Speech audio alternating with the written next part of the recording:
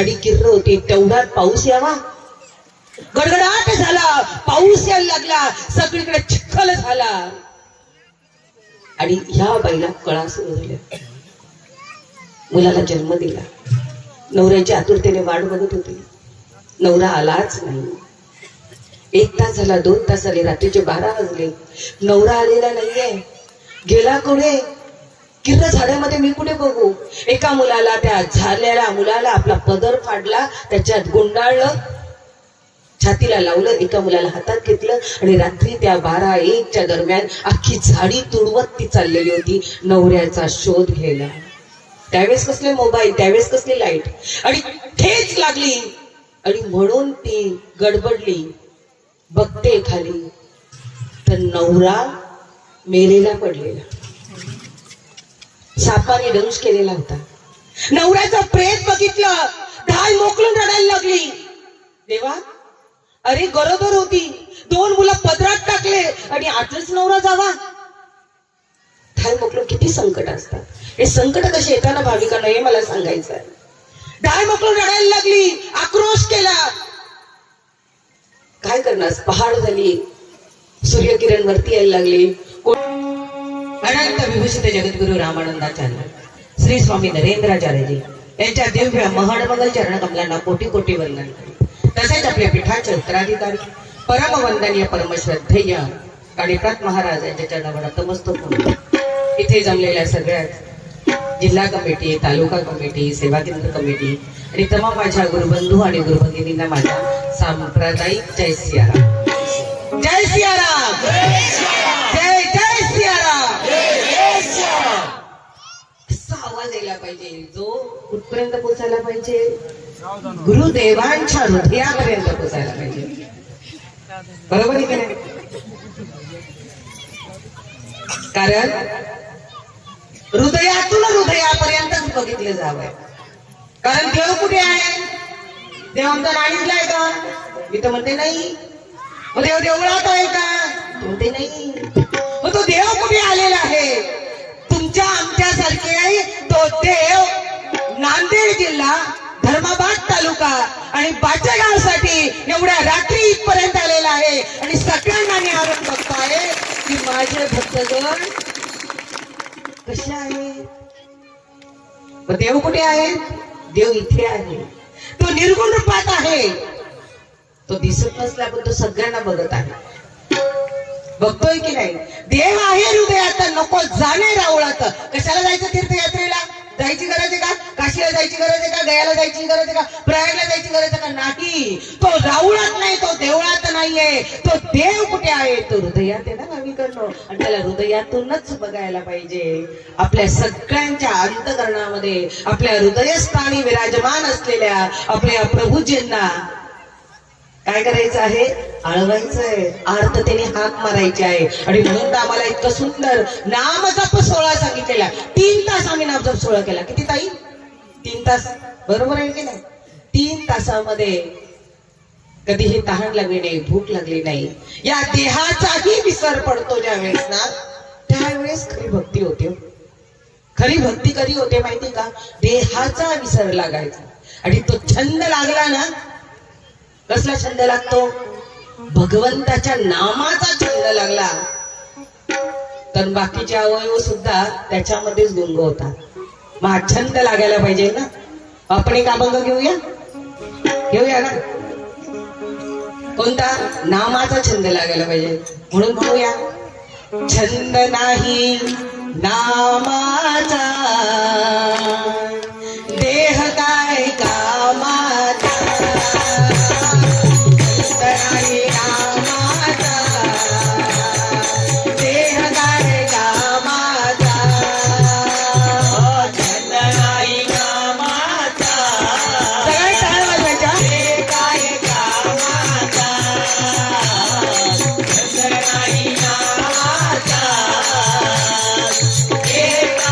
कामाचा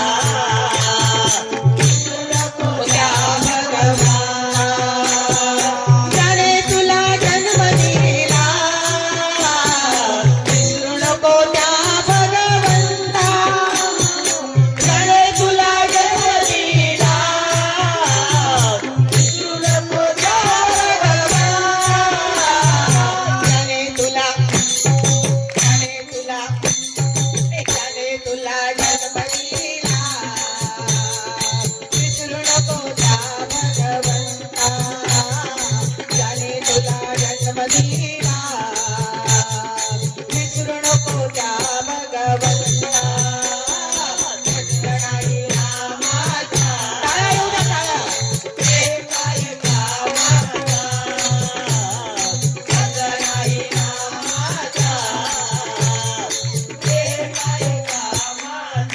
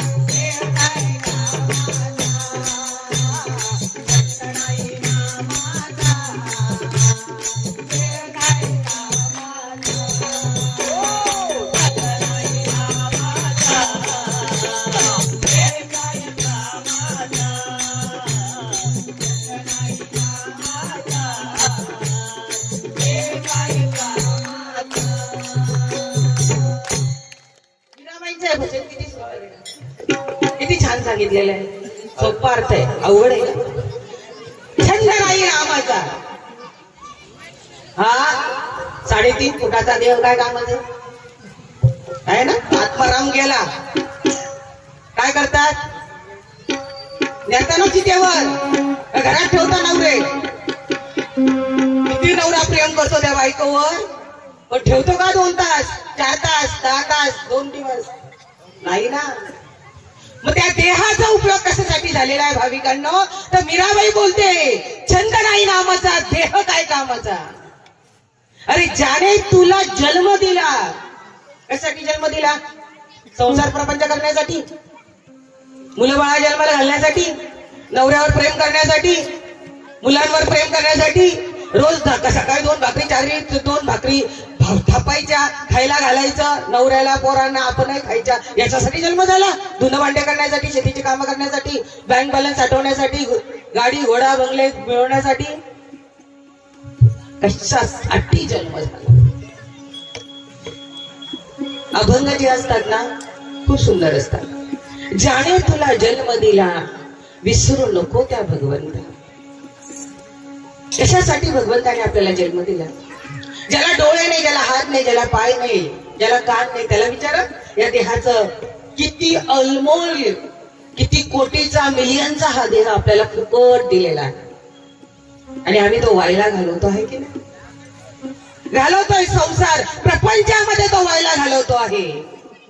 जसं गाईच्या स्तनाजवळ गोचिड असते ना, एवढं अमृतासारखं दूध तिच्या त्या स्तनामध्ये असतं, पण ती गोचिड त्या स्तनाजवळची कातडी खाते, त्याच्यातलं रक्त पिते. तशीच आमची अवस्था झालेली आहे भाविकांनो, की आम्हाला इतका सुंदर नरदेह दिलेला आहे. कान जिथल्या तिथे दिले, डोळे दिले, हात दिले, पाय दिले, डोळे दिले, मन दिलं, चित्त दिलं, अंतःकरण दिलेलं आहे. कशासाठी दिलं? आहार निद्रा भयमेतून सर्व योनी समसमान, परंतु मनुष्य देहाचे जाण अधिक जाण. सर्वांचे ज्ञानेश्वर महाराजांनी सुंदर आपल्या या पंक्तीमध्ये म्हटलेलं आहे की आहार निद्रा भयमेतून, जे जे 4 पायाचे प्राणी असतात, जे जे जीव असतात, नर मादी एकत्र आली का प्रजनन होत की नाही? तसं नवरा बायको एकत्र आल्यावर पोरं होतात की, त्याला काही सांगायची गरज नाहीये. आम्ही काही वेगळं काही करतो का? काहीही नाहीये. पण आहार निद्रा भयमेतून सर्व योनी समसमान, प्रत्येक योनीमध्ये हे चालतं. मग आम्हालाच का 2 पाय दिले? आम्हाला 4 पाय का दिले नाही? कुत्र्यासारखे, मांजरासारखे, गाढवासारखे, आहे की नाही? विचार करायला पाहिजे. का दिलेले आहे 2 पाय 2 हात?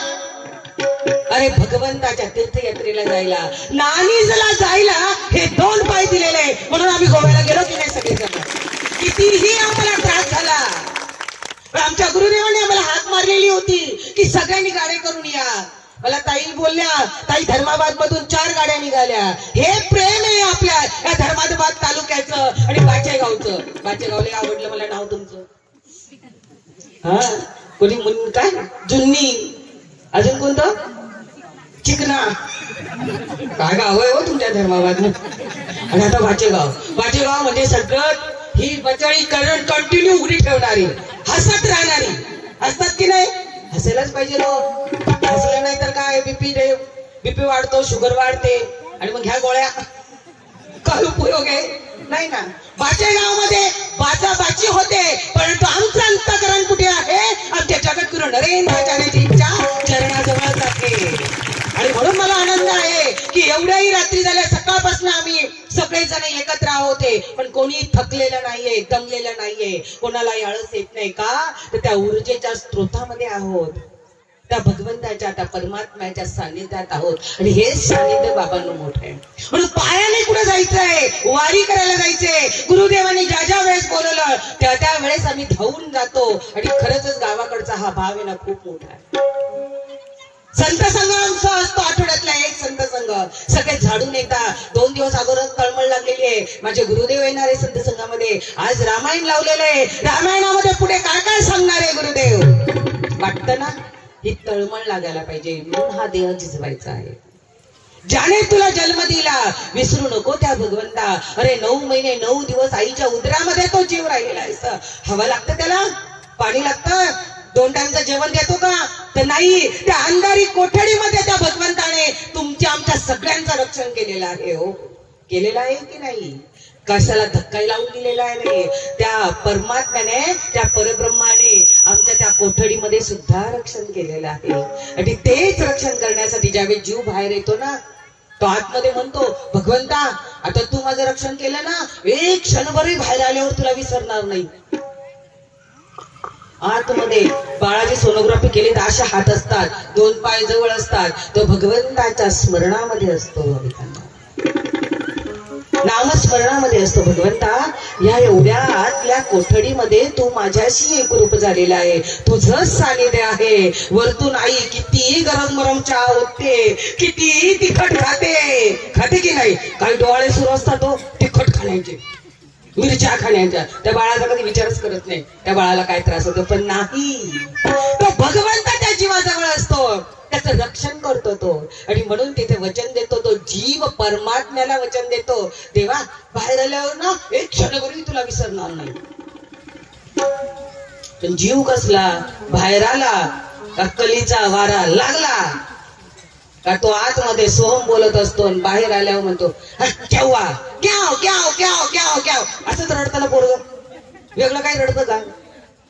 कारण त्या ठिकाणी आईची आणि मुलाची नाळ कापल्या जाते बाळकाला. सगळ्या आया आहे इथे. कारण आईची आणि मुलाची ज्यावेळेस नाळ कापल्या जाते त्यावेळेस त्या आईची आणि मुलाची नाळ कापली जात नाही, तर कोणाची नाळ कापली जाते? त्या परमात्म्याची आणि त्या जीवाची ताटातूट होते आणि ती नाळ कापली जाते. आणि तो या भवसागरामध्ये, दुःखाच्या सागरामध्ये एवढा लोटला जातो की अनेक दुःखाने तो हुरपळून निघतो.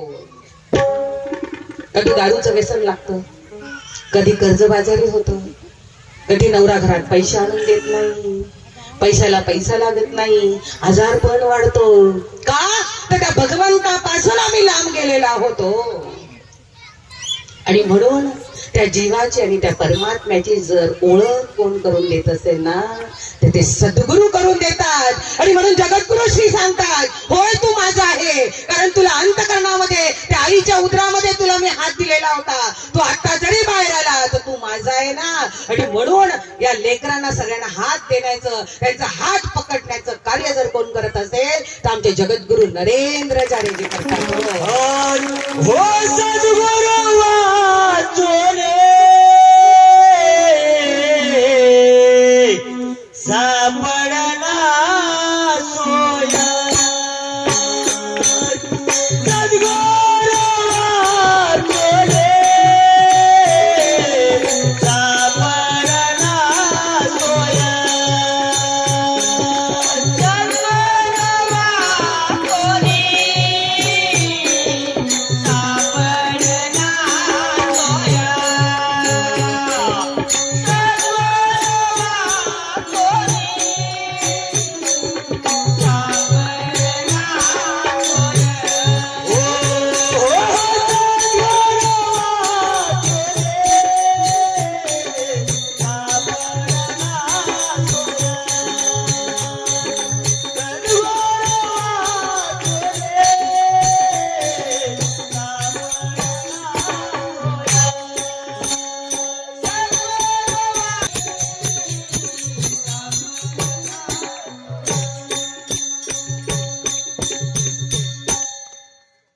महाराजांनी आपल्या अभंगामध्ये खूप सुंदर सांगितलेले, सद्गुरु वाचोने सापडे ना सोय, धरावे ते पाय आधी आधी. 2दा आधी आधी म्हटलेलं आहे बघा. आणि सद्गुरु शिवाय वाटच कोण आपल्याला दाखवू शकत नाही. म्हणूनच पण म्हटलं ना, गुरु ब्रह्मा गुरु विष्णू गुरुर्देव महेश्वरा, गुरु साक्षात परब्रह्म रोज म्हणतो, पण कळत नाही ना, वळत नाही. संत संघ असला कळला जातो. जाऊ दे ना, शेतावर जायचंय, पाणी भरायचंय, काय काय करायचंय सगळं आठवतं. मग संत संघ आमच्याकडनं चुकवला जातो, वारी चुकवला जातो, सेवा चुकवली जाते. पण बाबांनो, जी संधी आपल्याला गुरुदेवांनी उपलब्ध करून दिलेली आहे ना, त्यांनी सोय करून दिलेली आहे, त्या जीवाची सोय करून दिलेली आहे. तो या भवसागरामध्ये भटकतो आहे, दुःखाच्या सागरामध्ये तो गटांगळ्या खातो आहे. त्याला पैल तीरापर्यंत जायचं आहे. आणि सद्गुरूच फक्त त्याला हात देणारे. मग धरावे ते पाय आधी आधी. सद्गुरु सारखा असता पाठीराखा इतरांचा लेखा कोण करी. राज्याची कांता काय भीक मागे मगनाची अजोगेचे कबावे. हे सुद्धा सद्गुरूंचाच महिमा आहे की नाही. अरे सद्गुरु शिवाय आम्हाला कर्णोपायच नाही हो. आहे का कर्णोपाय. आणि म्हणून जगद्गुरु श्रींनी आमची सगळ्यांची जबाबदारी घेतलेली आहे. घाबरू नको जीवा.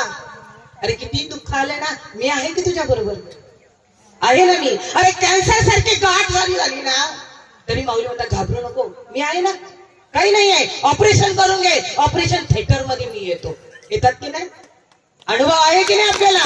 ऑपरेशन थिएटर मध्ये गुरुदेव येतात. त्या जीवाला एखादं इंजेक्शन भुलीचं दिले जातं ना, तो डॉक्टर दिसत नाही, साक्षात आपले प्रभूजी दिसतात. का वचन दिलेलं असतं घाबरू नको ना. त्या जीवाचं रक्षण करण्यासाठी जगद्गुरु श्रींना हॉस्पिटलमध्ये यावं लागतं हो आपल्यासाठी. म्हणूनच म्हटलं ना सद्गुरु वाचोरी सापडे ना सोयावं. धरावे ते पाय आधी आधी.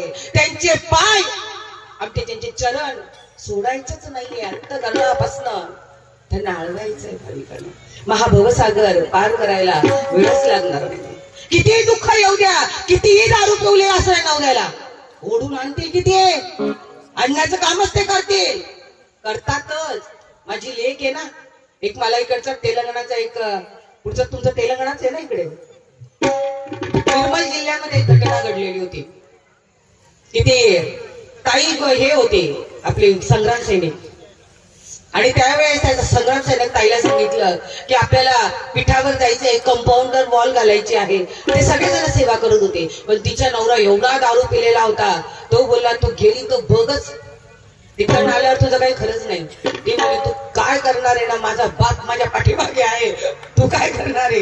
गेली बिचारी. ज्याचा विश्वास असतो ना गुरुदेवांवर, ज्याचा विश्वास असतो ना तो घराचा उंबाटा ओलाटतो आणि सेवेसाठी बाहेर पडतो.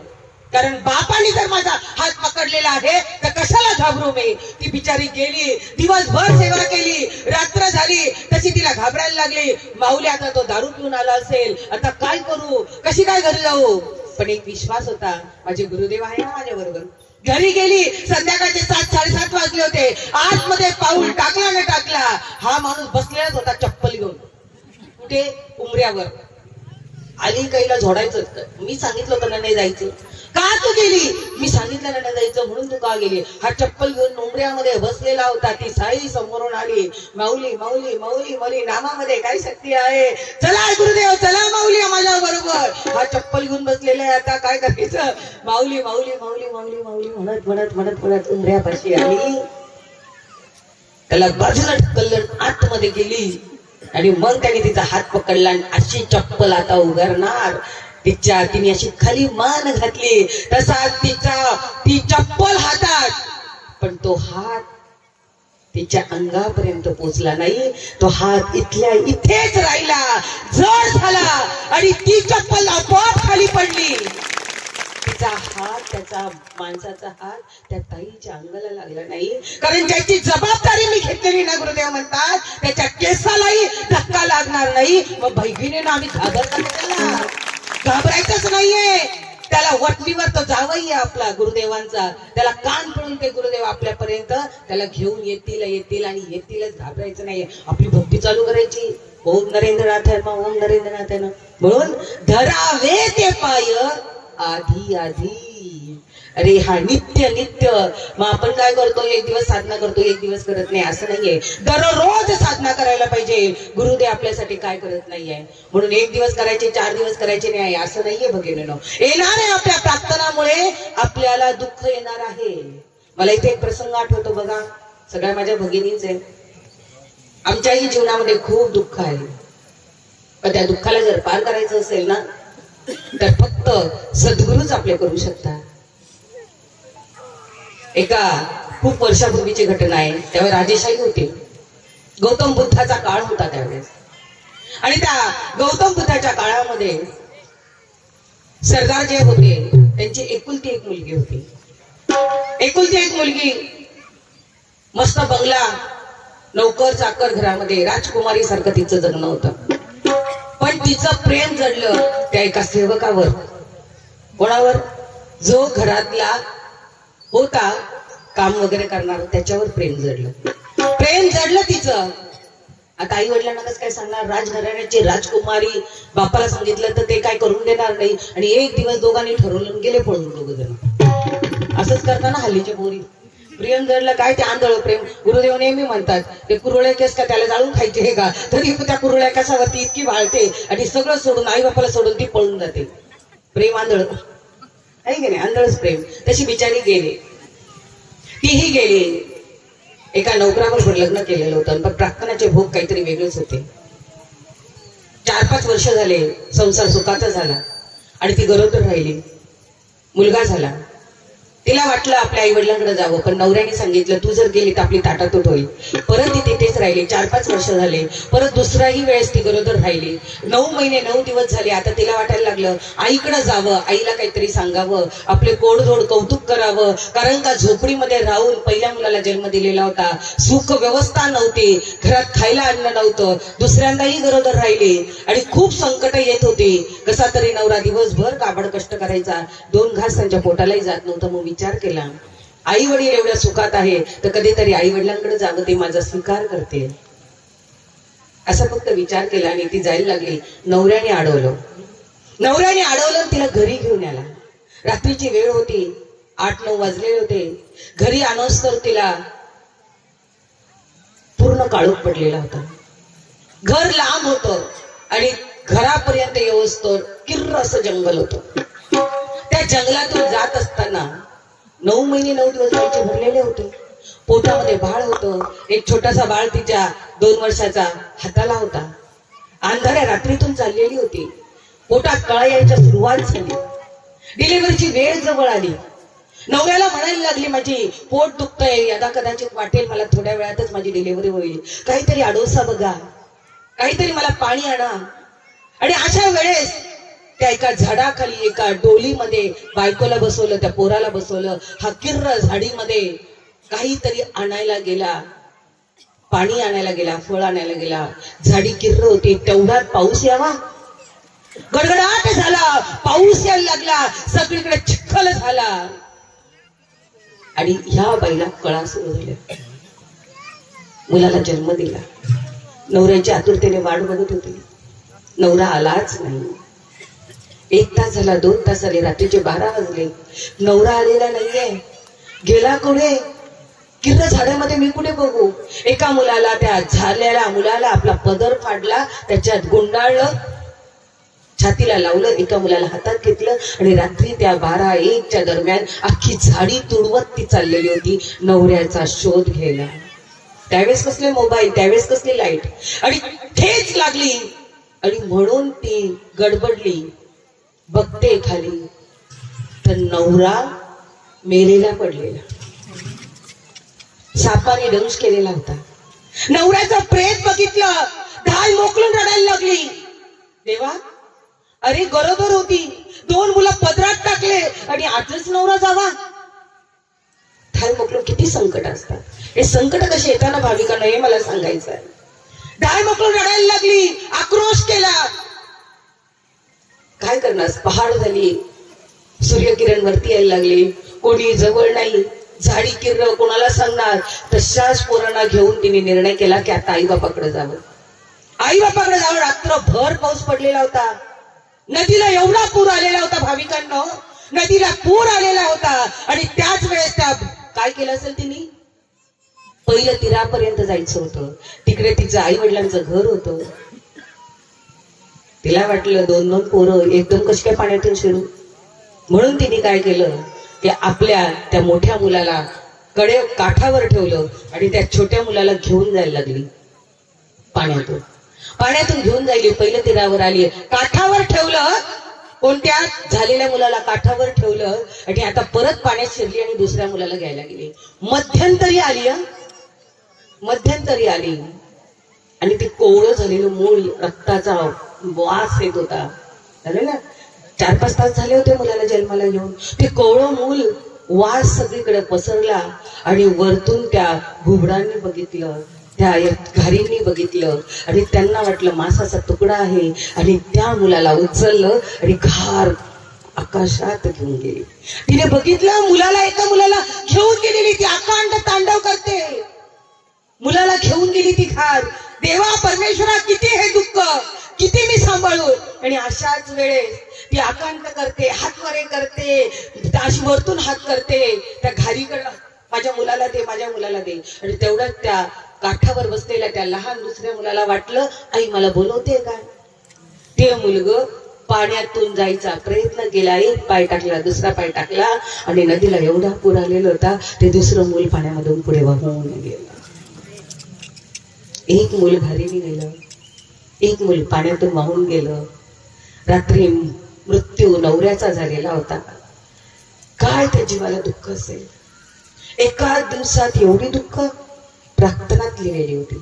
प्रार्थनाची दुःख कोणालाही फेडावीच लागतात, चुकत नाही हो कोणाला.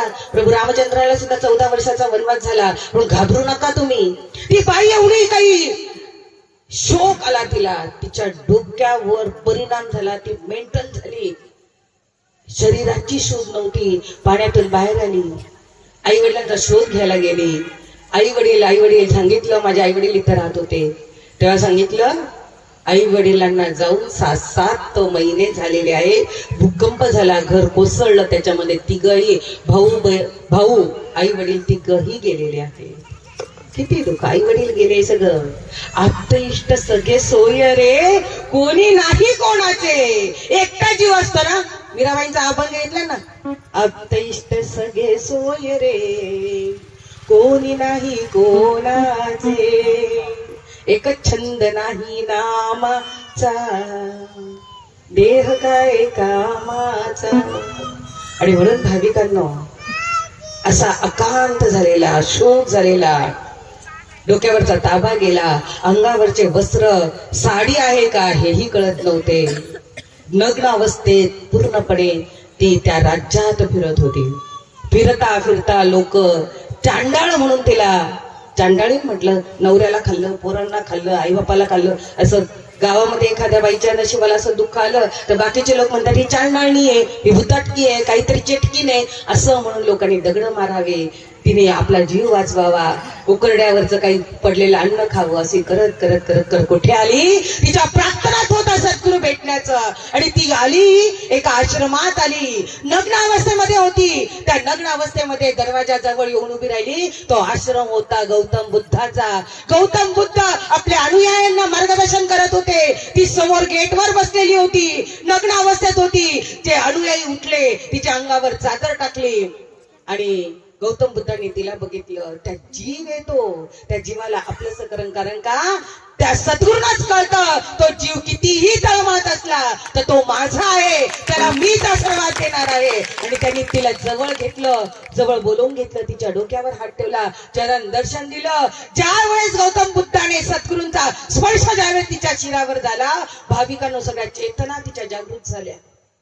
अंतकरणामध्ये जो दुःखाचा ओढा होता तो फुटला. धाय मोकलून ती गुरुदेवांच्या चरणाजवळ नतमस्तक झाली आणि खूप रडली, खूप रडली, खूप रडली. आणि भगवंताने एवढा सुंदर तिला उपदेश केला, आप्त इष्ट सगळे सोय रे, कोणी नाही कोणाचे, अकेला आया है अकेला ही जाएगा, खाली हात आया है खाली हात ही जाएगा. काहीही घेऊन जात नाही, कुठलंही घेऊन जात नाही, एकटाच येतो आणि एकट्यालाच जायचं आहे. पण या प्रवासामध्ये आपला कशासाठी जन्म झालेला आहे ना, हे सांगण्याचं काम, हे सांगण्याचं कार्य जर कोण करत असेल तर ते सद्गुरू करतात. भाविकांनो, एवढा सुंदर उपदेश केलेला, आणि त्यानंतर एवढी सुंदर ती शिष्या बनले, स्वतःचाही आत्मउद्धार केला, आणि तिला अधिकार मिळाला अनुयायी बनवण्याचा, आणि तिचं नाव होतं पट्टकारा. इतकी सुंदर दासी झाली ती आपल्या कोणासारखी, सद्गुरूंसारखी. म्हणून म्हटले ना, सद्गुरू काय करतात ते आपण सारखे करती तात्काळ. खूप सुंदर अभंग घेतला ना तुम्ही. तुकाराम महाराज काय म्हणतात, आपण सारखे करती तात्काळ, नाही काळ वेळ लागत.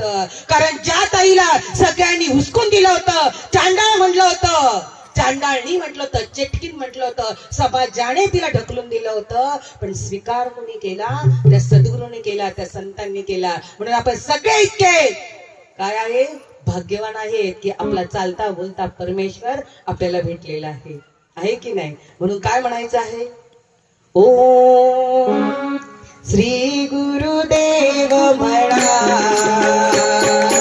हा जन्म नाही पुन्हा आई ओ श्री गुरुदेव म्हणा हा जन्म नाही पुन्हा आई ओ श्री गुरुदेव म्हणा हा जन्म नाही पुन्हा आई ओ श्री गुरुदेव म्हणा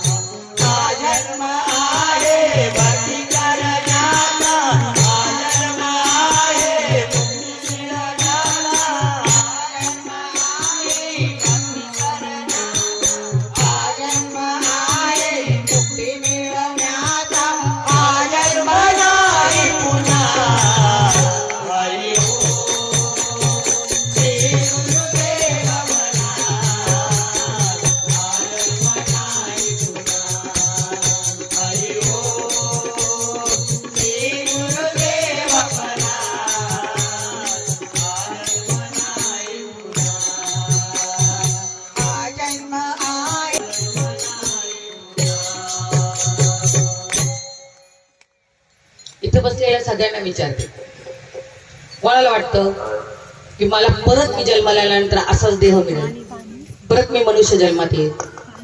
वाटतं? हातवरती करा ना कोणीतरी. त्या ताईंना वाटतं. ताई वाटतं तुम्हाला? त्या ताईंनी परत हात खाली घेतला. नाही तर मी ठरवलेलं होतं आता माझा सत्कार केला ना, हार घालणार, शाल देणार, सत्कार करणार. का? पुढचा जन्म आम्हाला गॅरंटी हाच जन्म मिळेल. गॅरंटी आहे का? नाही ना, नाही ना. आम्ही तर पण हातने वरती केला, मलाही गॅरंटी नाहीये. का? हा जन्म नाही पुन्हा. हा जन्म आहे भक्ती करण्याचा, हा जन्म आहे साधना करायचा, हा जन्म आहे सेवा करण्याचा. हा जन्म नाही पुन्हा. जन्मोजन्मी आम्ही बहुपुण्य केले तेव्हा या विठ्ठले कृपा केली आहे की नाही? असंच म्हणतो का? नाही हो. 84 लक्ष योनी फिरवून कधी गाढवाच्या रूपात होतो, कधी कुत्र्याच्या रूपात होतो, कधी बैलाच्या रूपात होतो, कधी मांजराच्या रूपात होतो, कधी कुत्र्याच्या रूपात होतो, कधी मला वाटतं उंदीर म्हणून पण घरात फिरत असेल. फिरत असेल की नाही? रात्री आपल्या घरात ठेवून घेत नाही त्याला. ठेवून घेतो का? नाही घेत. सांगायचं तात्पर्य भाविकांनो, हा जन्म नाही पुन्हा. हा जन्म आहे भक्ती करण्याचा, हा जन्म आहे मुक्ती मिळवण्याचा. कारण याच जन्मामध्ये, याच नरदेहामध्ये मुक्तीच्या द्वारापर्यंत जाण्याचं सामर्थ्य या नरदेहाला सांगितलेलं आहे. खरंच सांगितलेलं आहे.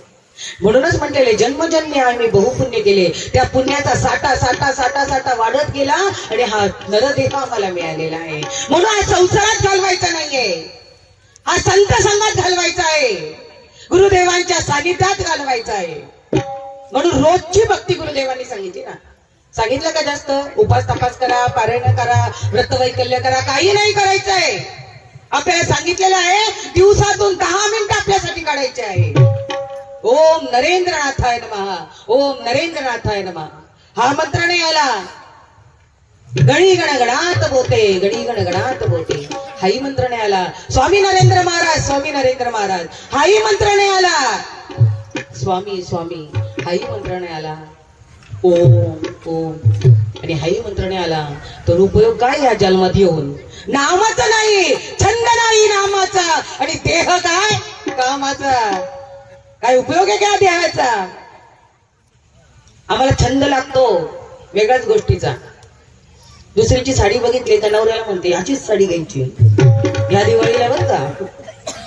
हा छंद आम्हाला. तिने कानातले गेले का असेच घ्यायचे आम्हाला. आमचा छंद वेगळाच, पण तो नामाचा छंद, सद्गुरूंचा छंद आपल्याला अंतःकरणामध्ये रुजवायचा आहे. त्याच वेळेस या देहाचा उपयोग होणार आहे. मी कुठेही भरकटत नाही बघा. गुरुदेव मला बरोबर एकाच ठिकाणी आणून ठेवतात. आणि म्हणून भक्ती इतकी सुंदर आहे ना. आम्ही गुरुदेवांबरोबर 15-15 दिवस फिरतो. तुम्हाला तेलंगणा जवळ आहे, तेलंगणाला आम्हाला ती भाषा कळत नाही तेलंगणाची जास्त, म्हणून आम्हाला गुरुसेवकांना कोणीतरी ट्रेनर दिला असं त्याला आम्ही गुरुसेवक सांगतो की असं असं बोल बाबा. एक बाबा होते 70-75 वर्षाचे, मी रोज भक्ती करतो माझं कामच सुटत नाही. म्हटलं काय काम आहे तुमचं बाबा? नाही ती सुनबाई लई त्रास देते, तिच्या काय डोक्यातच फरक पडलेला, मला काही जेवायला देत नाही, मला काय हे करत नाही, मला ते करत नाही. लई मोठी लिस्ट होती. माऊलींनी सांगितलं भक्ती करा बाबा. हा ना ताई भक्ती रोज करतो. काय करतात भक्ती सांगा तरी आजोबा मला. नाही भक्ती करतो. अहो भक्ती काय करतात ते? नाही भक्तीच करतो. हात जोडतो, स्वामींची फोटो पुसतो, गंध लावतो, हात जोडतो. मंत्र कोण जपता? नाही आता तो काही लक्षात येत नाहीये जरा. म्हटलं कोणतं तरी मंत्र बोलत असेल ना, मंत्र सांगा. हळूच म्हणतात ओम नरेंद्र मोदी, ओम नरेंद्र मोदी, ओम नरेंद्र मोदी. म्हटलं आता मोदीकडे मोदी कसं काय पसंत होईल तुम्हाला? ओम नरेंद्र मोदी. आता तो म्हटलं पंतप्रधान, तो तुमच्यासाठी एवढा गावात काही येणार नाही, पण माझे सद्गुरू तुमच्या गावात येतील, तुमच्या घरापर्यंत येतील, कारण माझे सद्गुरू येतील. म्हटलं आमचे गुरुदेव येतील तुमच्या घरापर्यंत, पण नरेंद्र मोदी येणार नाही. बाबा तुम्ही चुकीचं मंत्र. मग काय ताई? ओम नरेंद्रनाथ हनुमान. डायल नंबर केलेला आहे तो वेगळाच गेला कुठंतरी, आहे की नाही? नवऱ्याचा असा रॉंग नंबर कधीतरी लागतो, म्हणून योग्य नंबर डायल करायचा आहे. ओम नरेंद्रनाथ हनुमान. नाही आलाय तर मोदीचा ध्यास करू नका, तो कितीही आयुष्य गेलं तरी तो मोदी प्रसन्न होणार नाही आपल्याला, आहे की नाही? आणि आता सिलेंडरचे भाव वाढले, तो काही कमी करणार नाही आपल्याला. सगळेजण युद्ध चालू आहे, पण या युद्धामध्ये सुद्धा आपल्या केसालाही धक्का लागणार नाही, याची जबाबदारी मोदी घेणार नाही, पण जगद्गुरु रामानंदाचार्य श्री स्वामी नरेंद्राचार्य अवतरला हरी नरेंद्र स्वामी मुरारी, त्याने दुनिया केली बावरी. अवतरला हरी नरेंद्र स्वामी मुरारी, त्याने दुनिया केली बावरी.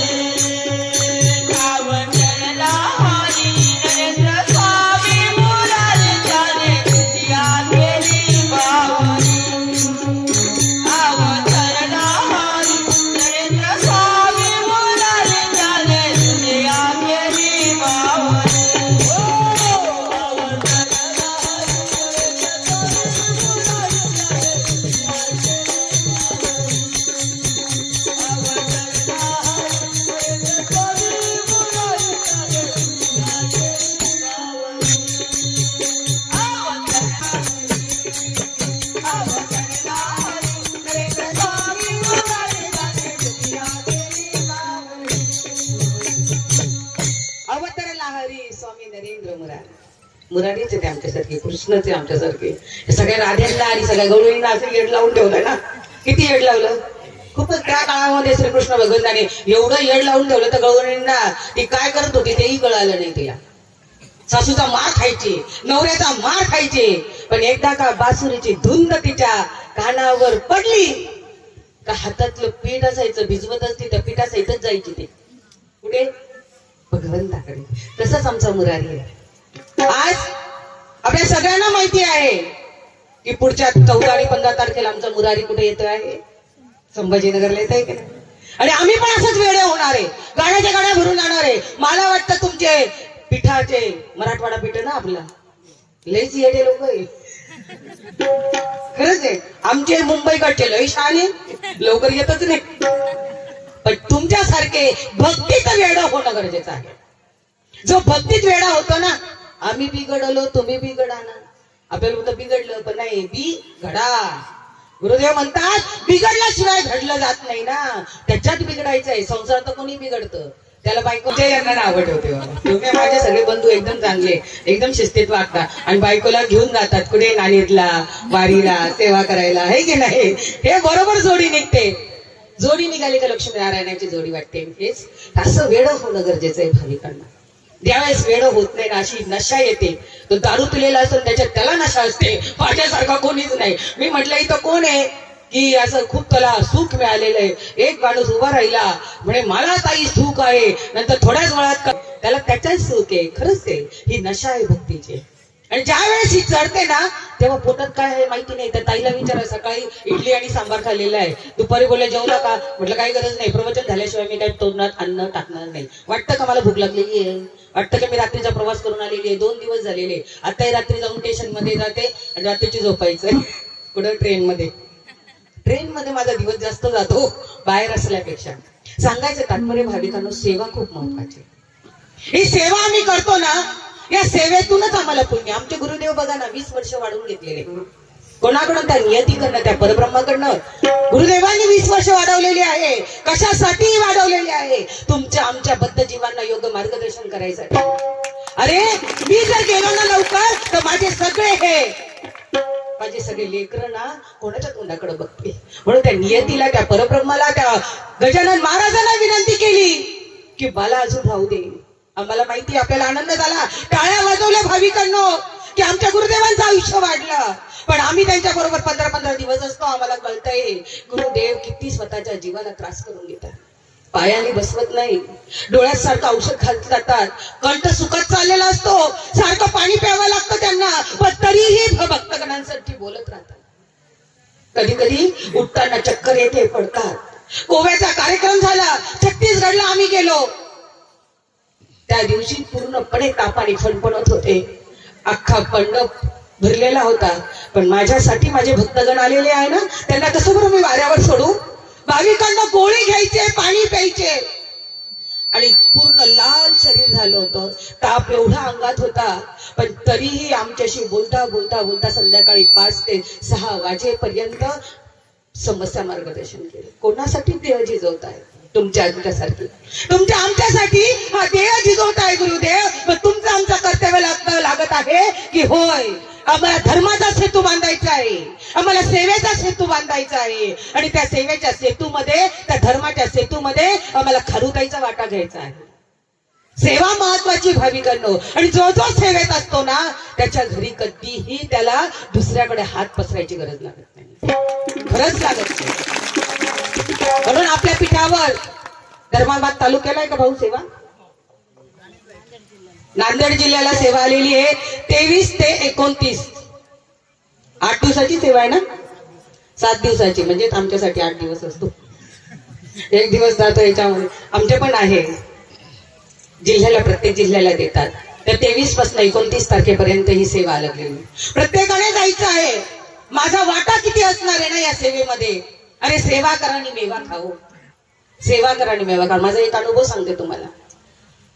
2007 ची गोष्ट होती. सगळ्या प्रवचनकारांना सांगितलं होतं, त्यावेळेस आमचे क्लास वगैरे सुरू नव्हते, ते तर 2015 नंतर सुरू झाले. गुरुदेवांनी पूर्ण महाराष्ट्रामधून 47 जणांची निवड केली आणि सांगितलं की तुम्ही नाणीजला या डायरेक्ट. 10 दिवसाचं शिबिर घ्यायचं होतं. 2007 ची गोष्ट होती. मला आनंद झाला, मलाही आमंत्रण आलेलं होतं. गुरुदेवांनी मला प्रवचनकार म्हणून तिथं बोलवलेलं होतं. ते स्वतः आम्हाला शिकवणार होते. आणि 8 दिवसाचे 10 दिवस जायचं होतं तिकडे. पोरं त्यावेळेस लहान लहान होते, काही मोठे नव्हते त्यावेळेस. त्यांचे शिक्षण होतं, पाणी होतं, पण बॅग भरलेली होती. पण कर्मधर्म संयोगाने आपल्याला कितीही सेवेला जायचं असेल ना, तर अडचणी मात्र भगिनी न येता त्या अडचणीवर आपल्याला मात करायची असते. कितीही येऊ द्या अडचणी, त्या अडचणीवर जो मात करून जातो ना, तोच खरा त्या पहिल्या तीरापर्यंत पोहोचणार आहे. आणि तसंच माझ्या गोष्ट बाबतीत घडलं. बुधवारचा दिवस होता, शुक्रवार शनिवारी मला गाडीत बसायचं होतं, आणि बुधवारच्या दिवशी बॅग वगैरे पॅक केली. सकाळी उठली का मला गरम गरम चहा लागतो, आणि मग सगळे कामं करते मी. गरम गरम चहामध्ये बशीमध्ये ओतला, कपामध्ये ओतला, मला कप भरून बशी भरून चहा लागतो. आणि त्या सांडशीने मी त्या पकडणी फक्त गॅसवर पातेलं ठेवायला गेली. जवळच गाऊन घातलेला होता, आणि तो बशी पण आणि कप पण जवळच होता. अशी ठेवायला गेली, एक तर मी अशी, ते पोट लागलं त्या बशीला, आणि ती बशी पूर्णपणे अंगावर आली. कडक कडक उकळतात चहा ज्यावेळेस इथे पडला, त्यावेळेस मी पटकन असा पकडला आणि वरतून 2-3 तांबे पाणी टाकलं. आणि ज्यावेळेस तो गाऊन होता तो असा पकडला, असा केला, त्यावेळेस पोटावरची सरकन कातडी हातभर बाहेर आली. त्या गाऊनला लटकली, आतलं सफेद सफेद सगळं दिसायला लागलं. पोटावर एवढा हातभर चट्टा पडला. तेवढ्या ह्याच्यात वाटायला लागलं, नाणीजला जायचंय, सेवा करायला जायचंय, काय करू काय करू. मी म्हटलं जाणार तर आहे, गोळ्या आणल्या, औषध आणले, पोट दाखवायला लाज वाटत होती डॉक्टरना, गेली नाही. गोळ्या औषध गेले, बुधवार गेला, गुरुवार गेला आणि शुक्रवारच्या दिवशी सकाळी निघायचं होतं. ट्यूब घेतली, ट्यूब लावली, कापूस लावला, फोडणीने बांधलं, साडी नेसली. मैत्रिणीचे फोन येत होता, ताई येणार ना, ताई येणार, हो येणार. पोटाला आगाग होत होती, पण बॅग घेतली आणि उमऱ्याच्या बाहेर पडली. नवरा म्हणत होता, मी येऊ का तुला स्टेशनवर सोडायला? तर म्हटलं नाही. उमऱ्याच्या आतमध्ये आपला संबंध आहे, पण उमऱ्याच्या बाहेर मी गुरुदेवांसाठी जात असेल तर माझे गुरुदेव उभे आहे, माझा हात पकडणार आहे, त्यामुळे तुम्ही येऊ नका. आणि भाविकांना एवढी जड 10 दिवसाची बॅग उचलली, स्टेशनवर गेली. मंगला एक्सप्रेस आमच्या कल्याणला येत होती सकाळी 8 वाजता. मंगला एक्सप्रेस खचून भरलेली होती, रिझर्वेशन केलेलं नव्हतं. आणि गाडी आली, बॅग टाकली, तरी पोटाची आगाग होत होती. बॅग टाकली, गेली आतमध्ये. इतकी गर्दी होती, पण बॅग टाकल्यानंतर गाडी कुठं जाणार होती? नाणीजला जाणार होती, माहेरी जाणार होती ना. आपलं माहेर कुठं आहे? नाणीच आहे. गाडी तिकडे जाणार होती आणि गाडी जशी सुरू झाली, भाविकांना मी विसरून गेली. देहाला चटका बसलेला, तसंच या आत्म्याला या दुःखाचे कितीही चटके बसले ना, तर सद्गुरूंच्या सानिध्यामध्ये सगळं विसरलं जातं. आणि गेली, आतमध्ये गेली, जागा काढत काढत बघितली. आतमध्ये माझ्या बायका होत्या 4-5 जणी, त्या बोलले, ताई कुठे चालल्यात? वरती लोक बसलेले होते, झोपलेले होते. माझा आवाज जरा कडक आहे, तुम्हाला वाटतंय ना? पण मी मायाळू बरं का, आतमध्ये जरा सगळ्यांना सांभाळून घेते, अशी काही बोलत नाही जास्त कोणाला, पण जिथे चुकलं तिथं बोलणारी आहे. वरती झोपलेले होती, त्यांना खाली उतरवलं, तेवढी ताकद देते गुरुदेव. खाली उतरवलं आणि वरती जाऊन बसली. नंतर लक्षात आलं की पोटाला जखम झालेली वरती कशी काय आलेली. अरे गुरुदेव येते, आपल्या बरोबर असतात ते. 24 तास 1 सेकंदही आपल्या गुरुदेव आपल्यापासून लांब जात नाही. भाविकांनो, नाणीजला गेली आणि नाणीजला संध्याकाळी 6 वाजता बाथरूमला गेली आणि त्यावेळेस पोटावरची जखम बघितली तर तो कापूस होता, थपथपीत रक्ताने भरलेला होता. तरीही त्याची एवढीशी झलक माझ्या गुरुदेवाने मला लागू दिली नाही. हो, हे सेवेचं फळ असतं भाविकांनो. घरी आल्यानंतर दुसऱ्या दिवशी म्हटलं गुरुदेवांसमोर बसायचंय, जरा ट्यूब लावावी, गोळ्या औषधं घ्यावी. ट्यूब विसरलेली, घरी सगळं गोळ्या औषधं विसरली आणि तशीच गुरुदेवांच्या समोर बसलेली. त्या सुखाच्या वारा असा आला तर अंगावरची त्या जखमेचाही विसर पडला, देहाचाही विसर पडला. कारण त्या परमात्म्याने त्या जीवाला ज्यावेळी जवळ करतात ना, तर जेव्हा कितीही दुःखाचे आपल्याला डोंगरासारखे भोग असले तरी राई सारखे व्हायला वेळ लागत नाही. म्हणून घाबरायचं नाही माझ्या भगिनींनो, घाबरायचं नाही. सेवेला बाहेर पडायचं आहे. सांभाळणारे आपले गुरुदेव आहे, गुरुदेव आहे. आणि म्हणून 23 पासून 29 पासून जी सेवा लागलेली आहेत ना, त्या सेवेला जा, घाम गाळा, शरीर झिजवा. तुम्हाला कधी डायबिटीस होणार नाही, तुम्हाला कधी अटॅक येणार नाहीये. कारण हा देह झिजवला ना त्यांच्या गुरुदेवांच्या चरणाजवळ, तर आपल्याला कोणताही रोग होत नाही. माऊली म्हणतात, मला बीपी आहे का, मला शुगर आहे का, एक गोळी गुरुदेव घेत नाही कधी. तसंच आपल्याचं आहे भाविकांनो. म्हणून तुम्हाला सांगते, हा सेवेमध्ये देह झिजवा जो मी झिजवते. कारण मला माहिती आहे काय फळ मिळतंय. आज 2 मुलं 3 मुलं आहे, सगळे मोठमोठ्या पोचला आहे, सांगायची गरज नाहीये. सुखाचा संसार चाललेला आहे. म्हणून आपल्या संसाराच्या दोऱ्या ज्या आहेत ना, गुरुदेवाच्या चरणाजवळ द्यायच्या आहे, त्यांच्या हातात द्यायचं आहे. मग संसाराचा रथ पळत नाही, चालत नाही, पुढे हडकळत पळत नाही. कारण एवढा धावतो, एवढा धावतो, एवढा धावतो की बस, बाकी काही करायची गरज. ज्या ठिकाणी 2000 रुपये माझ्या घरात नव्हते, आता 4 लाख रुपये महिन्याला माझ्या घरात येते. म्हणून काय म्हटलेलं आहे, तो मग आपल्या सगळ्यांनाच मिळणार आहे. का? मोजता येत नाही मापा, एवढा वैभव दिलंय नरेंद्र नाथानं. मोजता येत नाही मापा, एवढा वैभव दिलंय नरेंद्र नाथानं. मोजता येत नाही मापा, एवढा वैभव दिलंय नरेंद्र नाथानं. मोजता येत नाही मापा,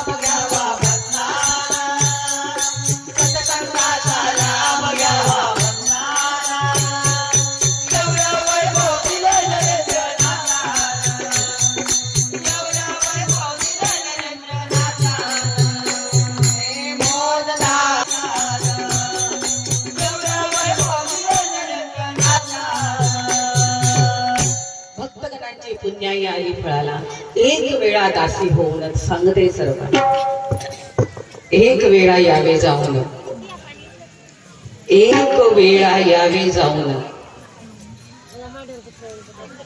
दरवर्षी आता एक वर्ष नांदेडला पण येणार आहे, नांदेडला पण येतील, आणि म्हणून आपण तर सगळी तयारी करायची आहे आणि त्या ठिकाणी आपल्याला दर्शन घ्यायचं आहे, समस्या विचारायच्या आहे, आणि सगळ्यात महत्वाचा भाग म्हणजे उपासना दीक्षा दिली जाणार आहे. उपासना दीक्षा खरं महत्वाचे आहे भाविकांना.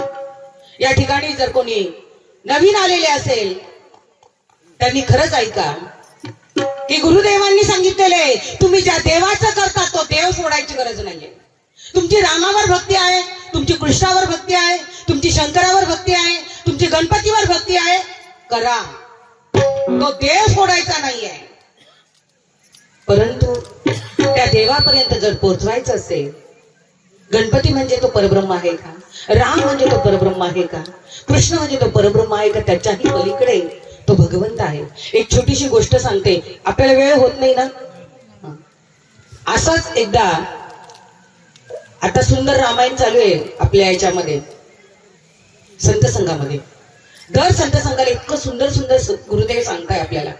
त्या रामायणामध्ये एक पॉइंट असा येतोय, पुढे तुम्हाला ऐकायला मिळेल. शंकर भगवंत आणि सती माता वरती आकाशातून जात होते, आणि शंकर भगवंत कोणाची पूजा करतात, रामाची पूजा करतात ना. कंटिन्यू अंतकरणामध्ये राम नामाचा जप करत होते. परब्रह्म माझा तो आहे, माझे सद्गुरु तो आहे. आणि वरतून जात असताना त्याच वेळेस अशी घटना घडली होती की खाली पृथ्वी तलावर प्रभू रामचंद्रांचा जन्म झालेला होता. प्रभू रामचंद्र सीतामाई बरोबर लग्न झालेलं होतं, आणि त्याच वेळेस राज्याभिषेक करायच्या वेळेस सीतामाईला, लक्ष्मणाला आणि प्रभू रामचंद्रांना वनवासात जावं लागलं. आणि आपल्याला सगळ्यांना माहिती आहे, तिथून रावणाने त्यांची काय केलं, सीतामाईला पळून गेलं. त्या विरहामध्ये प्रभू रामचंद्र होते आणि इतके रडत होते, सीते सीते सीते सीते आक्रोश करत होते. प्रत्येक झाडाला मिठी मारत होते. वरतून कोण जात होतं, शंकर भगवंत आणि सती माता जात होती. सतीच्या मनामध्ये विकल्प आला.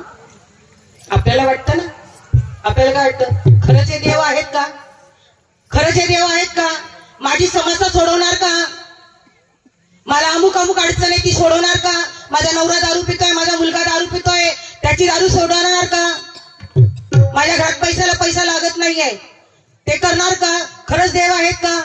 गुरुदेव म्हणतात मी देव आहे. खरंच आहेत का, वाटतं ना.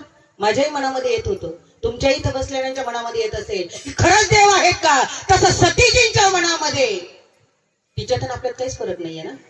तिच्याही मनात आलं की जो माझा नवरा शिवशंकर अख्ख्या देवांचाही देव आहे, आणि जो या रामाची भक्ती करतो तो राम हा एका बायको पायी एवढा रडतो. हा जर परब्रह्म असला, त्याला माहिती नाही का रावणाने बायको नेली, याला माहिती नाही का कुठे आहे सीता. जर हे परब्रह्म आहे ते यांना माहिती नाही का. मनामध्ये किंतु परंतु निर्माण झाला, विकल्प निर्माण झाला, आणि त्याच वेळेस काय झालं, अनेक काहूर माजलं. भगवंताने जाणलं हिच्या मनात काहूर सुटलेलं आहे. तिने विचारलं, हा राम आहे, हा दशरथ पुत्र नंदन हा राम आहे, सीतेचा राम आहे, लक्ष्मणाचा भाऊ आहे, हा कसला परब्रह्म. तुम्ही ज्या रामाची भक्ती करतात तो राम वेगळा आहे, तो राम वेगळा आहे. आणि म्हणून त्या सतीने आपल्या नवऱ्याला सांगितलं, मी त्यांची परीक्षा घ्यायला जाते. परीक्षा घ्यायचीच त्या अध्यात्मामध्ये. तिने ही परीक्षा घ्यायची ठरवली आणि ती आली. पण तिला वाटलं ज्या सीतेसाठी हा राम एवढा रडतो आहे ना, व्याकुळ होत आहे ना, तिने सीतेचं रूप घेतलं, समोर आली. आणि समोर आल्यानंतर ती बघायला लागली प्रत्यक्ष भगवंताची तिने परीक्षा घेतलेली होती. प्रभू रामचंद्रांची, त्या परब्रह्माची, त्या परमात्म्याची परीक्षा घेतली. सीतेचं रूप समोर होतं. थोड्या वेळात लक्ष्मणही बावचळला. सीता समोर आहे, पण त्याला माहितीये आपला राम, माझा राम परब्रह्म आहे. तोच ह्या सगळ्या जगाचा सृष्टीकरण, चालन करता, पालन करता, सगळा तोच आहे. लक्ष्मण बाजूला झाले आणि प्रभू रामचंद्रांनी दोन्ही हात जोडले. सीतामाईला, जी सीतामाईच्या रूपात सती होती, त्या मातेला नमस्कार केला आणि भगवंत कुठे आहे, शिवजी कुठे आहे हे विचारल्याबरोबर तिची धुंदी उतरवली आणि तिला कळालं मी खूप मोठी चूक काय केली. कारण जो माझ्या समोर चालता बोलता जो राम आहे ना, तो राम नाहीये, तो साक्षात परब्रह्म आहे हे तिला कळालं आणि तिथून ती परत केली. पुढे सांगायची मला गोष्ट गरज नाहीये, ती आपल्या गुरुदेव आपल्याला संत संघातून सांगणार आहे. मी इथे सांगायचं तात्पर्य काय आहे की तुमच्या आमच्या मनामध्ये हेच असेल की खरंच हे देव आहेत का, खरंच ही ताई म्हणते परब्रह्म आहेत का, खरंच हा परमात्मा आहे का, खरंच माझी इच्छा सोडवणार का, माझी अडचण सोडवणार का. तर मी इथे उभं राहून सांगते 100% नाही 201% आपली अडचण सुटल्याशिवाय राहणार नाही. परंतु एक करा, विश्वास ठेवा. जो ते आपल्या 13 आणि 14 आणि 15 तारखेला उपासना दीक्षा देत आहे ना जगद्गुरु श्री, त्यांना सांगितलं उपासना दीक्षा म्हणजे काय, तर मी खरंच देव आहेत का, तुमची इच्छा मी पूर्ण करू शकतो की नाही. 1 वर्ष माझी परीक्षा घ्या तुम्ही. कोणाला सांगितलं, तुमच्या आमच्या सगळ्यांना सांगितलं. इथे ज्यांनी अनुग्रह घेतलेला नाही ना त्यांना इथून ठणकावून सांगते, गुरुदेवांची परीक्षा घेण्यासाठी हा आपल्याला 1 वर्षाचा कालावधी दिलेला आहे आणि त्यालाच म्हणता उपासना दीक्षा. उप वास वेगळा, उप म्हणजे काय, जवळ असणे, आणि ही दीक्षा आहे, ही गुरुदेवांच्या दीक्षेमध्ये जवळ जाण्याचं सामर्थ्य आहे आपल्याला. म्हणून जसं आम्ही ह्या लहान मुलांना संत संघाला आणतो ना, तसं 7 वर्षाच्या पुढच्या सगळ्या मुलांना गुरुदेवांनी सांगितलेले उपासना दीक्षा द्या. का द्यायची आहे माहिती का उपासना दीक्षा? ध्रुव बाळ किती छोटा होता पण त्याचा निर्धार झालेला होता मला भगवंत भेटणार. प्रल्हाद किती छोटे होते पण त्या प्रल्हादासाठी, त्याच्या भक्तीसाठी भगवंताला नरसिंह रूपात यावं लागलं. मग आमचे मुलं पण आहे ना प्रल्हाद आहे, आमचे मुलं पण ध्रुव आहे ना, त्यांना आम्ही का सोडायचं आहे. आज आमचे मुलं मोठे होतात, शाळा कॉलेजला जातात, पहिला पगार आला का मोटरसायकल पाहिजे, आयफोन घ्यायचा. आईचा फोन नाही चालत, त्यांना आयफोन चालतो. माहितीये ना, आईचा फोन छोटा असतो पण यांना आयफोन पाहिजे. मोटार गाड्या उडवतात, व्यसनाच्या आधी जातात, तंबाखू खातात, चरस खातात, गांजा खातात, दारूच्या व्यसनामध्ये जातात आणि आई हीच समस्या घेऊन परत जगद्गुरुश्रींकडे येते की नाही, येते ना. आणि म्हणून इथे भाविकांना मला एक आव्हान करावंसं वाटतं आपल्याकडे, आपल्या नातवंडांना, आपल्या मुलांना जर 7 वर्षाच्या पुढे असेल ना, त्यांना उपासना दीक्षा द्या, त्यांना या भक्ती मार्गामध्ये आणा. कारण ही उपासना दीक्षा हे अध्यात्माचं बालवाडी आहे. बालवाडीमध्ये जातो ना मुलगा, बालवाडीमध्ये गेल्यानंतर त्याला माहितीये त्याला पीएचडी करायचं, त्याला इंजिनियर करायचं, त्याला डॉक्टर करायचं असतं. पण त्या आईला माहितीये हा जर बालवाडीत गेला नाही तर पहिलीला जाणार नाही. डायरेक्ट पहिलीचं तुमच्याकडे ऍडमिशन आहे का? पहिलीचं नाही ऍडमिशन, मग कुठे टाकतात? बालवाडीतच टाकतात. बरोबर आहे. मी की खरंच, आणि घाबरू नका. एक ताई मला विचारत होती, अशीच गावाकडे कुठं नाच असतं की नाही. म्हणून भाविकांनो, हे संस्कार आहे, हे संस्कार फक्त आई वडील करू शकतात आणि आई वडिलांपेक्षा हे संस्कार आपले केले जातात ना जगद्गुरु श्री करतात. त्या गुरुदेवाने हा कलियुगाचा हा अंतिम टप्पा माहितीये त्यांना, देव किती भटकटलेला समाज आहे. म्हणून आपल्या मुलांना आणि आपण पण गुरु करायचं आहे, उपासना दीक्षा घ्यायची आहे. कोणताही, आणि तुम्हाला वाटलं वर्षभरात इथे सगळ्यांना सक्षमपणे सांगतं, लाईव्ह पण चालू आहे, मी का खंबीरपणे बोलते कारण त्याच्यातलं ज्ञान मला गुरुदेवांनी दिलेलं आहे. जर आपल्याला वाटलं की आज 1 वर्षभर मी उपासना केली, साधना केली आणि पण माझी काही समस्या सुटली नाही, हे गुरुदेव माझ्याकडे काही बघत नाही, सोडून द्या ना. पुढे नाही आलात तरी चालेल. मग आता घेतलं, धाकामध्ये भक्ती करू नका. कसलीही धाकाने भक्ती केलेली आहे. आपली आई आहे ती म्हणणार आहे का की हा मला 4 वर्ष सोडून गेलेला आहे. नवरा म्हणेल तू 4 वर्ष सोडून गेलेली आहे, परत माझ्या दारात पाय नाही ठेवायचा. पण जो भक्त 4 वर्ष जरी सोडून गेला, 10 वर्ष जरी सोडून गेला आणि गुरुदेवाच्या चरणाजवळ आला ना, ती आई आहे, ती त्याला जवळ घेईल, त्याला ओंजरेल, गांजरेल आणि म्हणेल खूप दिवसाने आला रे, किती दिवस मी तुझी वाट बघत होतो, का बरं नाही आला रे. ही आई आहे आपली.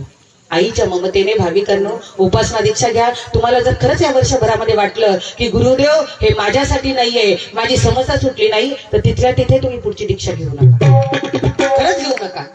आणि जर वाटलं की खरंच हे देव आहे, माझा हात मी त्यांच्या हातामध्ये दिला आहे आणि माझी खरंच समस्या सोडवतात, ही वेळच तुमच्यापर्यंत येणार नाही. मग साधक दीक्षा घ्या आणि साधक दीक्षा घेतल्यानंतर अशी अनुग्रहाची माळ आपल्यापर्यंत येते.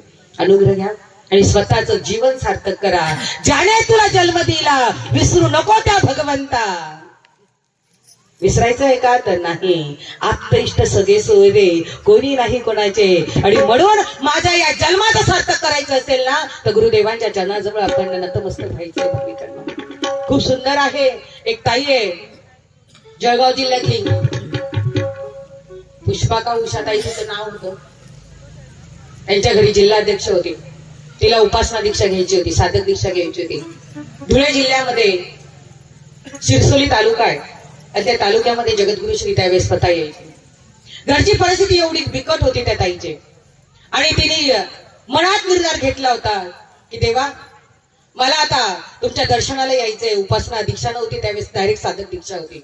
साधक दीक्षा घ्यायची आहे आणि साधक दीक्षेसाठी त्यांनी तयारी केली होती.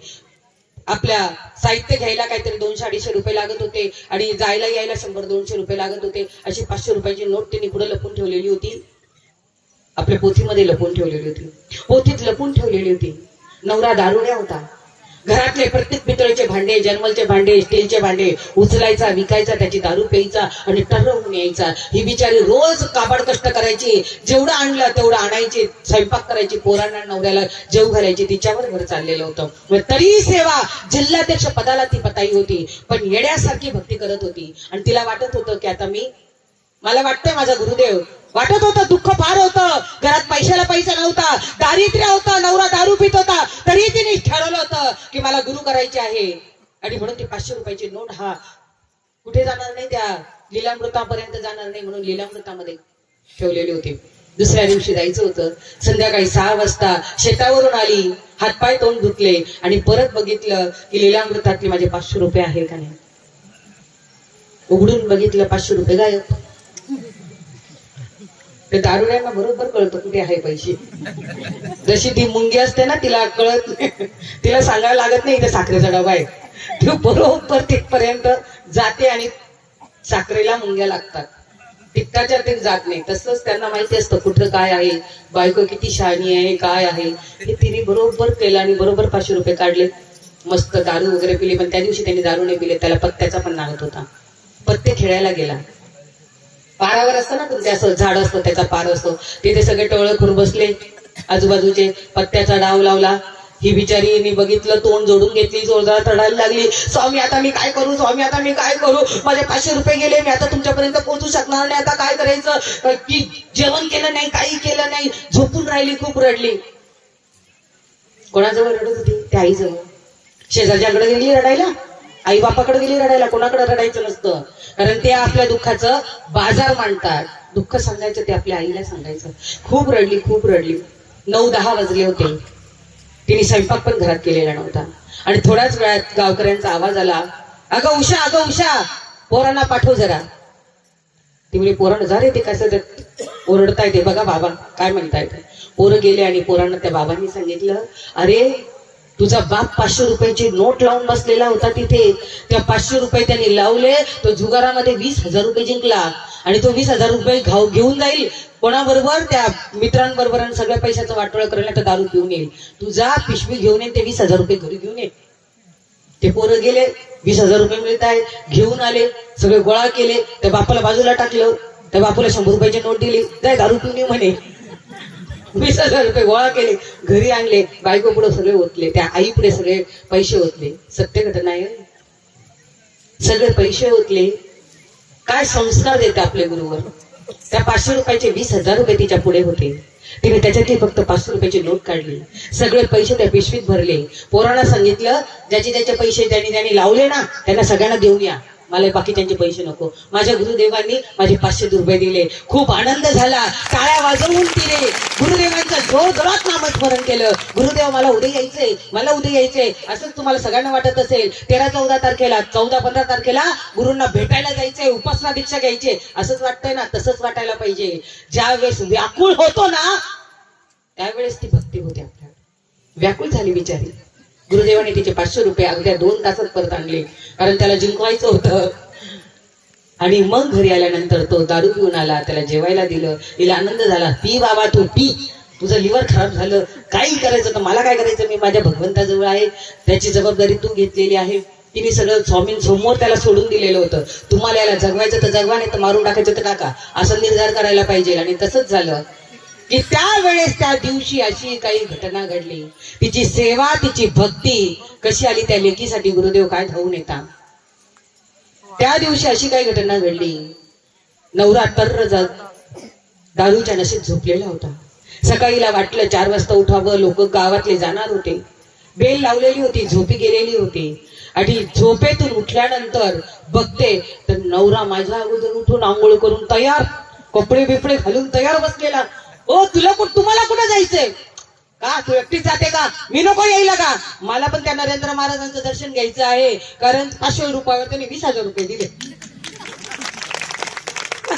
500 रुपयावर मी कधी जिंकत नव्हतो, पण 500 रुपयावर 20,000 रुपये त्या देवाने दिले, तर मला त्यांच्या दर्शनाला यायचं आहे. ती म्हणे जाऊ द्या, गाढवाचं गंगाधर व्हायचं, चला याला घेऊन. पण गुरुदेव कशी करणी करतात. माझ्या लेकीचा संसार आहे, तो मला व्यवस्थित करायचा आहे ना, आणि म्हणून त्याला बुद्धी दिली. तयार झाला, बिचारे दोघंही गेले. 12-12:30 वाजले होते. शिरपूर तालुक्यामध्ये कार्यक्रम चालू होता. माऊल्या असे बाईक घेऊन मार्गदर्शन करत होते. इकडनं पुरुष होते, अशा 2 लाईनी होत्या. त्या समोरून ती ताई आली, दोघं नवरा बायको समोरून आले. आणि माऊलीने त्यांना इतक्या लांबून बघितलं आणि सांगितलं, ए ताई तू पुढे ये. तिला म्हटलं दुसरं कोणाला बोल. अगं ए ताई, गुलाबी साडीवाली तू ये पुढे, तुझ्या नवऱ्याला पण बोलू पुढं. आणि आलं पुढे, तू इकडं बैस. काय सांगितलं माहितीये? बघा, या लेकीसाठी मला काल रात्री त्या पारावर जावं लागलं आणि याला जिंकून द्यावं लागलं, नाही तर तो इथपर्यंत आलाच नसता. गेली की नाही? अवतरला हरी नरेंद्र स्वामी मुरारी, त्याने दुनिया केली बावरी. असा आमचा मुरारी आहे, अशी त्यांची लीला आहे. कधी चावी मारेल ना तुम्हालाही सांगता येणार नाही. फक्त आपली चावी भरून ठेवा. कसली? साधनेची, भक्तीची आणि सेवेची चावी भरून ठेवा. कारण त्यांना ज्यावेळेस द्यायचं ना, ते 100% नाही, 201% दिला. त्या दिवशी दोघांनीही अनुग्रह घेतला, साधन दीक्षा घेतली. आज अनुग्रही ते आज जोरदार दोघं एकमेकाच्या हातात हात घालून एकमेकावर प्रेम करून गुरूंचं कार्य पुढे नेत आहे. म्हणून घाबरायचं नाही भाविकांनो. कितीही संकट आलं तरी ही सेवा महत्वाची आहे. त्या सेवेमध्ये उतरायचं. त्या सेवा जिल्हाध्यक्षाची सेवा ताईंनी केली आणि तिचं फळ तिला 100% ने 201% दिलं. म्हणून ही दीक्षा घ्यायची आहे. हे ऍडमिशन आहे. ते ऍडमिशन तुम्हाला सांगते, बालवाडीचं ऍडमिशन आहे. तुम्ही किती वयाने मोठा असाल, 50चे असाल, 40चे असाल, 30चे असाल, पण आपल्याला आध्यात्मिक शाळेमध्ये ऍडमिशन घ्यायची तारीख दिली. आपण म्हटलं की नाही ठीक आहे, आमच्याही तालुक्यामध्ये, आमच्याही जिल्ह्यामध्ये पादुका दर्शन होतं, नंतर घेऊया. पण काळ काही थांबलेला नाहीये. पुढचा दिवस कसा येईल सांगता येत नाही. देव एकदाच संधी देतो. त्या संधीचं सोनं करायचं असेल, सोनं करायचं नसेल, ती संधी पुढे जाते. आणि म्हणून अजूनही कोणी दीक्षा घेतली नसेल त्यांना हात जोडून विनंती आहे, उपासना दीक्षा घ्या. 9 दिवस गुरूंच्या सानिध्यात राहते. गुरु सेवक म्हणून 15-15 दिवस बाहेर जाते आणि जे 15 दिवस मिळतात त्याच्या प्रवचनाच्या दौऱ्याला फिरते. घरी किती दिवस देते? पण नाही. 2 मुली 1 मुलगा आहे. मोठ्या मुलीचं लग्न झालेलं आहे. आज तीही IT इंजिनियर मध्ये आहे. ITची सेवा 10 ते 15 वर्षापासून करते. लहान मुलगा आहे, तो पण आज IT इंजिनियर आहे. तोही एमडॉक सारख्या कंपनीमध्ये पुण्याला लागलेला आहे. 3 नंबरची मुलगी, ती MBA झालेली आहे. कुर्ल्याला, दादरला तीही सर्व्हिसला आहे. मोठ्या पोस्टला आहे ती पण. काय कमी केलं गुरुदेवानी? घरी काय बघावं लागतं का? रात्रीची माझी मुलगी 12ला 1ला येते, ती पण कॅब मधून येते. मुंबई सारख्या शहरामध्ये 12ला 1ला येणारी मुलगी, पण मी फोन करत नाही, कारण मला माहितीये तिच्या गळ्यामध्ये माझ्या गुरुदेवांची माळ आहे. गुरुदेव तिच्या बरोबर आहे. मी कशाला काळजी करू? आई म्हणून मी काळजी करत नाही. माझे गुरुदेव माझ्या त्या पोरीची, माझ्या संसाराची, सगळ्यांची काळजी करतात. तो काळजी वाहणारा तोय. म्हणून हात त्यांच्या हातामध्ये द्या.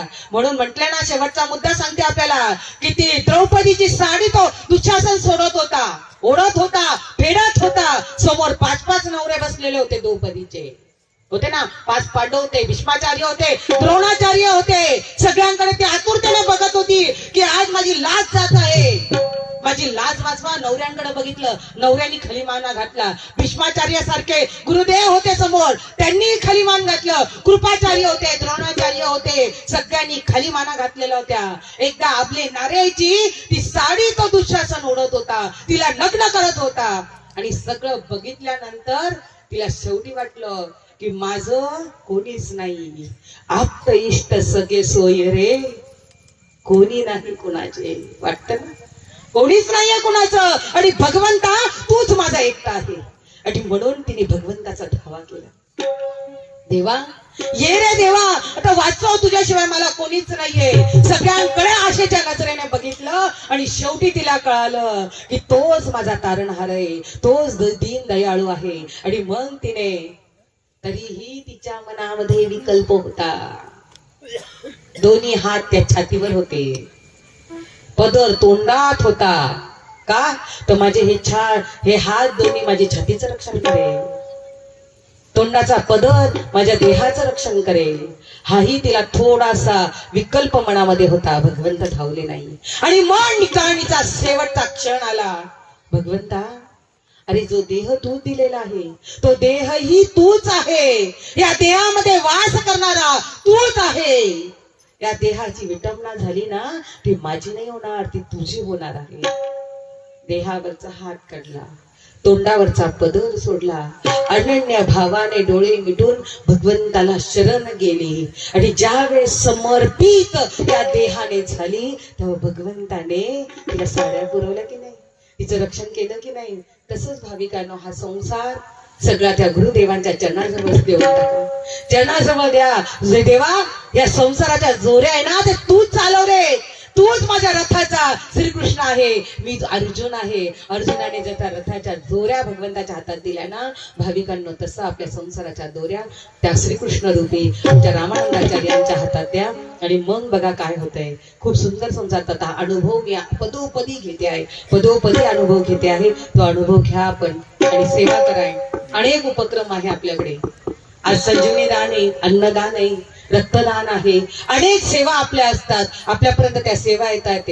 दर संजीवनीच्या दानामधून आपल्या मोठमोठे उपक्रम आपल्या चाललेले जातात. म्हणून दर महिन्याची संजीवनी आपण भरायची असते, ती थकवायची नसते. कारण हा मोठा आपला जो यज्ञ आहे ना, सेवेचा यज्ञ गुरुदेव चालू करत आहे. मग आपल्या ज्या कमाईमधून फक्त काही भाग आपण संजीवनी दानामध्ये द्यायचा आहे. आणि ती थकवायची नाहीये. कारण गुरुदेवांनी सांगितलेलं आहे, जो संजीवनी दान देतो त्याला संजीवनी बुटीप्रमाणे त्याचं आयुष्य, त्याचं सुख, समाधान, आनंद, प्रगती सगळं काही त्याला मिळणार आहे. म्हणून संजीवनी थकवायची नाहीये. संजीवनीचं दान मार्च महिन्यामध्ये आलेलं आहे. मार्च पर्यंत जरी दान केलेलं नसेल तर शेवटचे दिवस आता 20 तारखेनंतर आपल्याला ब्लॉक करणार आहेत. कारण का नंतर मला वाटतं रिचार्ज पण मारले जात नाहीये. ज्यांचं शक्य आहे त्यांनी द्यायचं आहे. आणि नाही दिलं तर थोडी स्वामीजी तुम्हाला डोक्यात काठी घालणार आहे. काही गरज नाही, टेन्शन घ्यायचं नाही. समजा माझ्याजवळ आहे देते, नाही आहे टेन्शन घ्यायचं नाही. गुरुदेवा पुढच्या वर्षी नक्कीच करेल. म्हणून भक्ती करताना कोणत्याही टेन्शन मध्ये राहायचं नाहीये. कोणी काही सांगत असेल त्याचं ऐकलं नाही. कारण जो भाव आहे ना, तो भावाचा भुकेला आहे देव. तुमची गरीब सरीब जी काय भक्ती आहे ना, ती भगवंतापर्यंत पोहोचते. म्हणून हा संतसंग महत्वाचा आहे. दर आठवड्याचा संतसंग करा. दररोजची जी भक्ती आहे, ओम नरेंद्रनाथाय नमः म्हणा. तो येत नसाल तर ओम नरेंद्र मोदी म्हणू नका. बाकी काही सांगत नाहीये.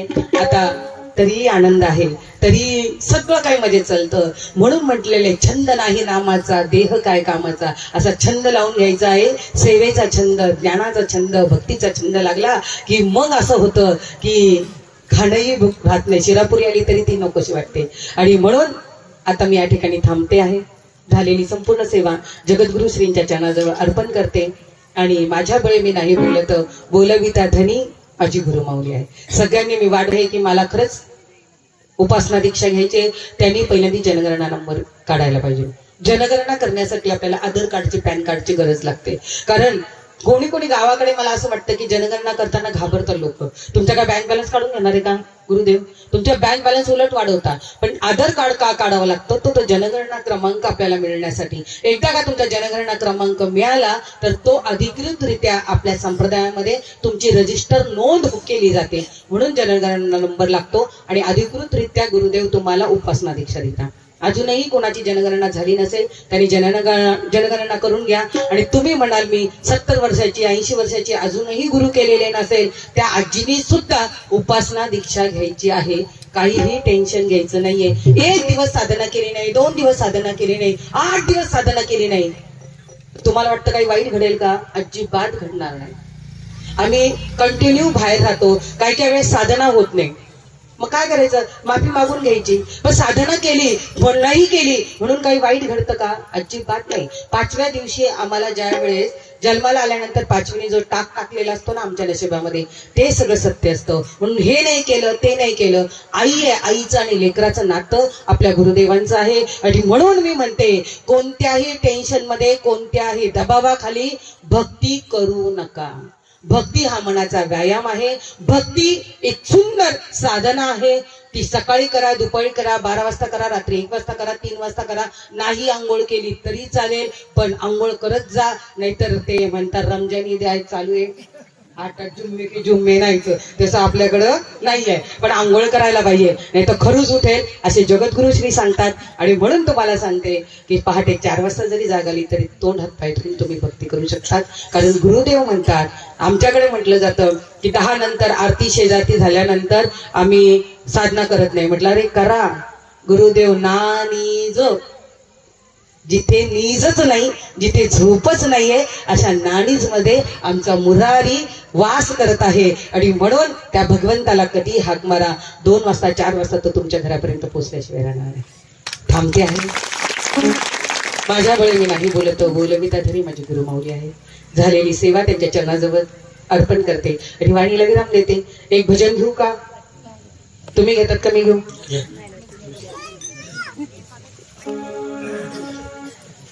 मीच घेऊ. तुझे दर्शन झाले नरेंद्र माऊली, तुझे दर्शन झाले नरेंद्र माऊली, आणि संकटात माझ्या तू धावून आहे, संकटात माझ्या तू धावून आहे. तुझे दर्शन झाले नरेंद्र माऊली, माझ्या तू धावून आहे, संकटात माझ्या तू धावून आहे, संकटात माझ्या तू धावून. जशास तसे ताज्या घडामोडी पाहण्यासाठी व आपल्या परिसरातील बातम्या प्रसारित करण्यासाठी आजच आमच्या चॅनलला सबस्क्राईब आणि लाईक करायला विसरू नका. संपर्क करा वेद न्यूज मराठी, सिद्धेश्वर मठपती, मुख्य संपादक.